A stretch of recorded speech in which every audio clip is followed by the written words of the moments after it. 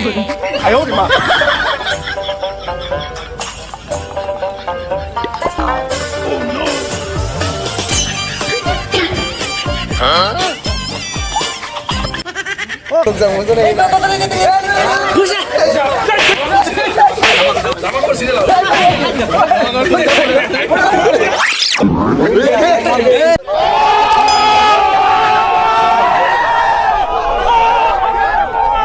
ব্যাপার এখনো লোকজন আসেনি কো মেম্বার কো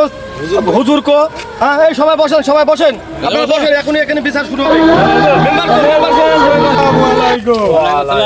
এই আপনারা সবাই ভালো কই এসে হুজুর কই আজান দিয়া খাইছে মোল্লা কই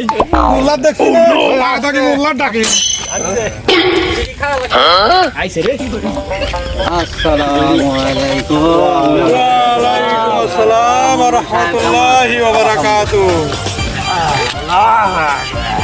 আচ্ছা কদম আলী ভাই আপনার সমস্যা কি বলেন আমার সমস্যা আমার মেয়ের হাত ধরে টানাটানি করেছি এর বিচার আমি চাই আস্তাগফিরুল্লাহ আস্তাগফিরুল্লাহ এরকম ধরনের কাজ তো হতেই পারে না এই গ্রামে 10 বছরের ছেলে আর 41 বছরের মেয়ে এই ধরনের কোনো কাজ এই এলাকায় হতে পারে না মন্ডল সাহেব আমার দায়িত্ব আমি মেম্বারের হাতে তুলে দিলাম এখন মেম্বারের বিচারটা মোড়ল সাহেব এ কাজ আপনিই করেন আপনার এলাকার বিচার আপনিই করবেন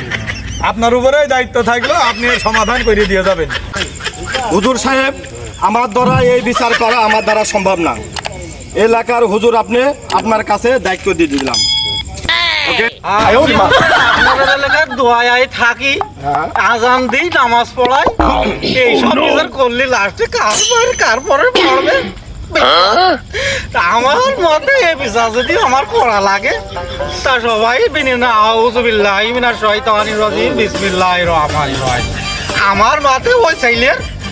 গাছের সাথে বাঁধো সবাই মিলে পিছন দিয়ে ওর মেরে ভাঙো